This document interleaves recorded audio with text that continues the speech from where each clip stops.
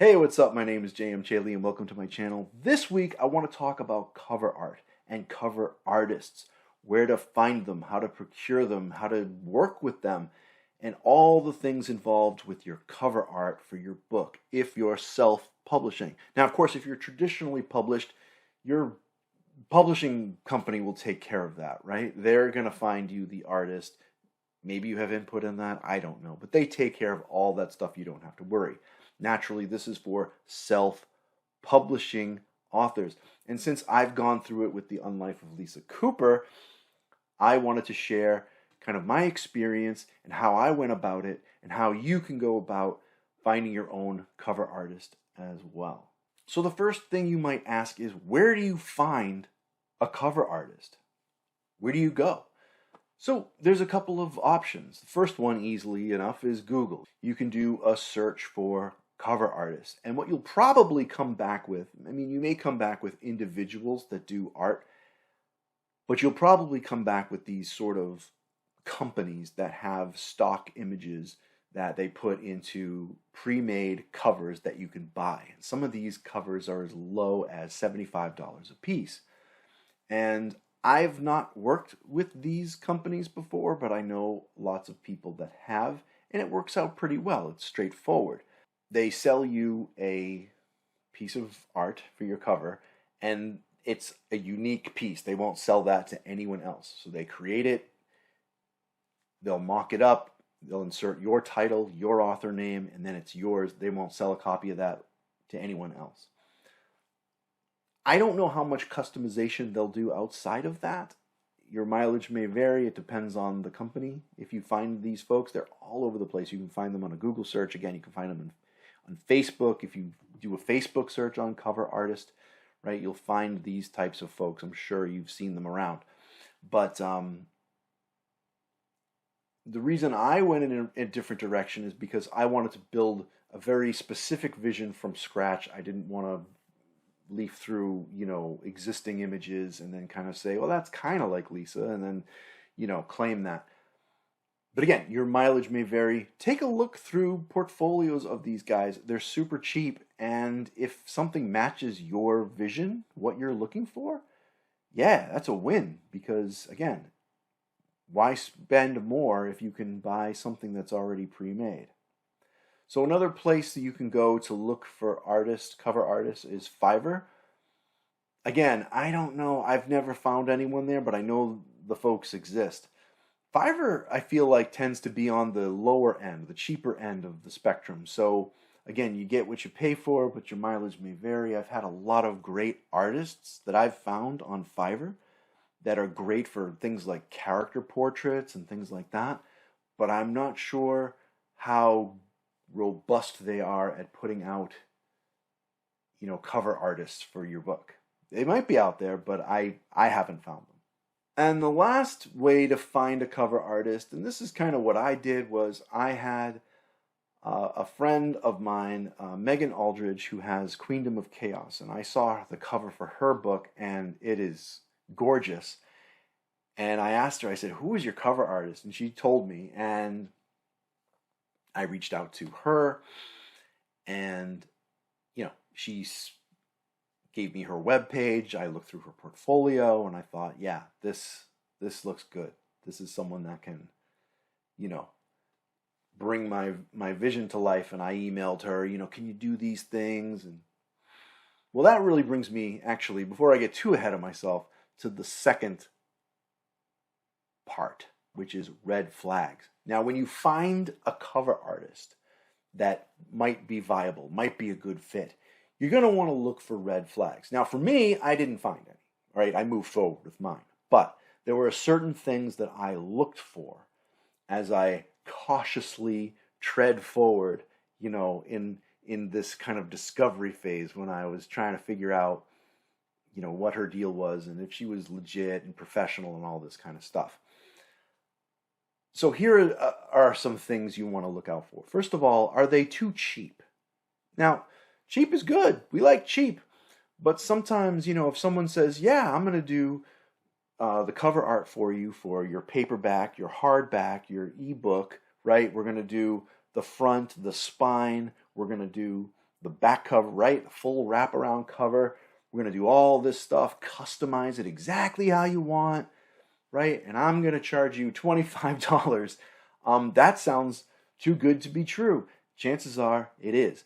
Honestly, I think $100 might be too good to be true. So just watch yourself when you are engaging. Make sure you're getting, not that you wouldn't get what they're offering, but you might not like the quality of the work necessarily. I mean, good artists charge more. They just do, right? So that brings me to the next thing. How do you know that the art is going to look good? Well, they should have a portfolio, right? One of the things with Fiverr that I don't like is they'll give like maybe a couple of examples of their art for the typical artist. Like, here's 2 or 3 pictures. That's not a portfolio. That's not enough to get a real taste of the breadth and skill of an artist necessarily, right? What you really want is a portfolio. You want to reach out to someone and say, hey, can I check out your portfolio? Can you show me your work? They should reply with, yeah, here's my website. Boom, you go to the website and here's a bunch of examples of art.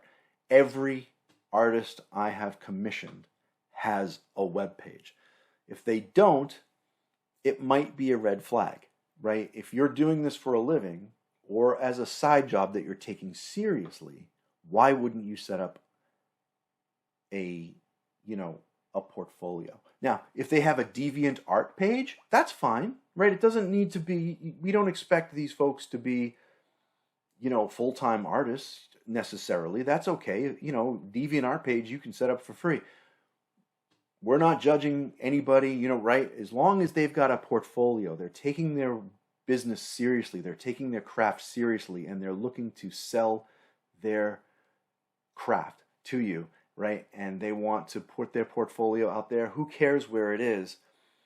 As long as they have one and you can peruse it. But as a general rule, everything should be professional when you're dealing with your artist, right? Are they sending you an invoice? Does it look like a professional looking invoice?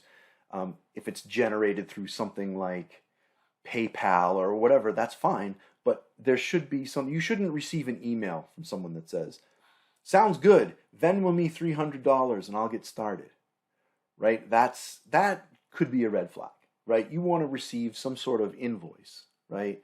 That shows that this person's doing this as a business. Maybe they're paying taxes on it, right? It's a serious thing that they're doing. If this is a side job that someone does in their spare time, are you going to get your work done in a timely manner? Are you going to get it done professionally? Are you going to get it done the way you want? I don't, maybe, but just, I love the cozy feeling of getting a professional looking invoice and an easy way to pay electronically. You shouldn't be mailing a money order to someone, right? I mean, there's some obvious red flags, but the bottom line is that your potential cover artist should have a portfolio and present themselves in a professional way and follow your gut. If they're not hitting those boxes, then it's okay to ask questions and it's okay to look elsewhere. But here are 2 very, very important pieces of information that you need to make sure that your cover artist can do, say yes to, right? Confirm, right? The first one is, can you use this image for commercial use? This should be, an assumption. Of course you should be able to use it for commercial use, but definitely ask the question. Especially like when I go out on Fiverr and I look for artists, there's different like tiers of quality or service that you get with a particular artist. In column 1, it's like, well, it's $35 for a sketch. If you want it to be color, it's $75. And if you want to use it for commercial use, it's $125. So yeah, if I want to use that image to promo my book, suddenly the $75 color image becomes $125. Whatever. But make sure that you can use this art for commercial use because you're selling it. It's going to be slapped on a book cover that you're selling. So yeah, you need that. The second thing is there's a lot of artists out there that are basically taking existing images, like stock photos, bringing them into Photoshop, you know, working their magic with filters and backgrounds and colors and all this kind of stuff, and warping that image into your book cover. The stock images that they use need to be licensed, not by you, but by the cover artist. They need to have the rights to use that image. You need to make sure that every image that goes into that cover is licensed. Now, your artist is in the same boat, right? They don't want to get in trouble either. They'll probably tell you, as my cover artist did, hey, if you want this image that you're describing, like I needed the Boston city skyline in the background for The Unlife of Lisa Cooper. My cover artist said, get me a photo and it needs to be licensed. It needs to be something I can use legally, right? I got her a stock image. She paid for the stock image. Not me, she did. That's how it should be, because it's a stock image that's now in her portfolio of images that she can use. If it's licensed to me, then the next time she ever wants to use a Boston city skyline, if she does, she's got to go through this whole thing again. If she has a repository of images, stock images that she can use, that she owns, she's good to go. So she bought the image, she added it, it's all legal, it's legit, it's there. So yeah, all the images that go into the composite image of your book cover should be licensed and legal to use for commercial use. That's a big one. Just make sure that you're confirming that with your artist. Your cover artist is going to need templates, and that will be provided through your printer. Now, maybe your printer is KDP, maybe your printer is Ingram Spark, maybe it's Barnes & Noble Press. Whoever it is, these are printers, and they are the ones that print physical copies of your book. Now, your ebook is just the dimensions of an ebook. They should be able to do that. But for paperback and hardback, you'll need a template for each one. But for me, I'm selling The Unlife of Lisa Cooper, a paperback version from KDP, so that you don't print on demand from Ingram Spark. If you buy my paperback on Amazon, it comes from KDP. So I needed to get my cover artist 3 templates: hardback from Ingram Spark, paperback from Ingram Spark, and paperback from KDP. And where do the templates come from? They're located within each printer webpage. Now remember, when you're paying your cover artist to do your book cover, they should be doing a book cover for every format you need: ebook, paperback, hardback, other versions of print that might be from different presses, right? Audiobook if you have one, right? It should encompass the price that they give. You should be very, very clear, encompass all of the versions. So if they come back and say, send me the template, and you send them 3 templates or 4 templates of different versions, and they come back and say, why is there 4? You've reached a misunderstanding, and you need to figure that out before going forward, because you want to make sure that you're paying for everything you need. ISBNs, you're going to need the graphic file for your barcode for your ISBN for your paperback and hardback version. These are just for the printed versions, because they're going to go on your back cover. You should be able to email these to your artist. Your artist will put them on the back cover of your book. This should be easy peasy stuff. They should know exactly what to do, and pretty straightforward and painless. And the last thing is about making corrections. Now, when you get your final version, you may notice that there's something wrong that needs to be fixed. When you get, maybe the final version looks good, the electronic file looks good, and you send it off to your printer, and you print your first proofs, and you get your proofs in the mail, and then you realize, oh wait, right? Like when I got mine back, I realized that the spine was printed upside down. The words on the spine were printed upside down. I didn't pick that up on the electronic version because it didn't jump out at me, but on a print version, it did. So if you need to make corrections, your expectations should be as follows. If your cover artist made a mistake, in other words, if you say, I want it this way, and they did it this other way, they should make that correction for free, right?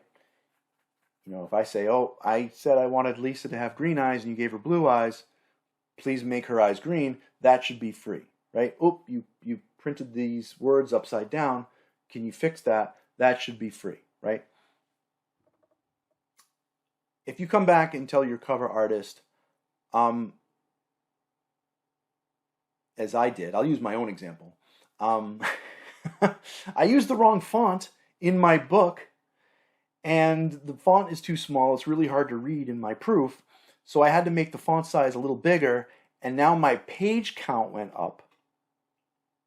So now my spine is thicker because I have more pages in my book, so I need to give you new templates. That's when you pay for your mistake, right? And your cover artist will say, yes, I'll redo the work that I did already, the work that I did correctly, I'll do again, but you need to pay for my time, right? So when it comes to making corrections, that's the simple rule. If it's their mistake, they should do it for free. If it's your mistake, expect to be charged. Incidentally, I was charged $25 for every new template that needed to be done because of my mistake.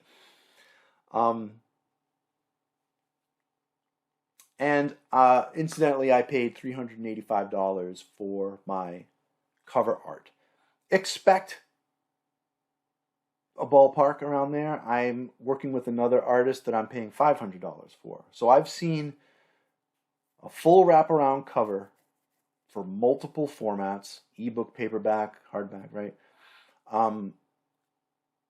Somewhere between $300 and $500 is a reasonable range of price. So expect to be charged somewhere within that area. Now, if you get this whole deal, all your formats and stuff for like $285, $250, great. You got yourself a bargain. Just make sure that the quality of the work is what you expect it to be, and if the look is good, then score, you know.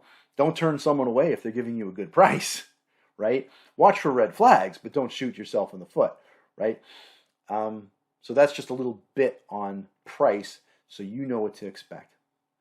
Okay, so this was a hard one to keep short because there's just a lot of information, a lot of things to watch out for, a lot of expectations, a lot of stuff that you need to prep for when you work with your cover artist. And honestly, you're going to end up loving this person at the end of the ordeal because they're bringing your book baby to life. You know, they're bringing your vision. You know, they're taking the picture in your brain and putting it on paper, as it were, right? They're putting it in an image that you can look at and see and go, oh my God, that's my world. That's my character. This is it. And, you know, if everything goes well, you're going to end up loving this person because they're bringing your vision to life in that way. And it's a great, great thing. So yeah, that about wraps it up. Cover art and cover artists. Good luck with it. Have fun with it. This is an exciting part of your publishing journey, you know. So if you like this video, if you found it helpful, please give it a like. And as always, please subscribe. I post most Thursdays. And you can follow me on Facebook, Twitter, X, Instagram, and Threads. Check out The Unlife of Lisa Cooper, my own book, which comes out on October 6th.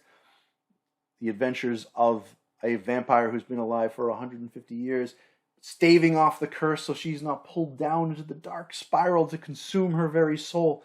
But in doing so, for resisting the power that comes with being pulled into that dark spiral, does she have enough power to protect the ones she loves?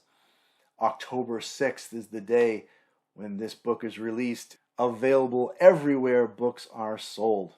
All right. Thank you so much for watching, and I'll see you next time.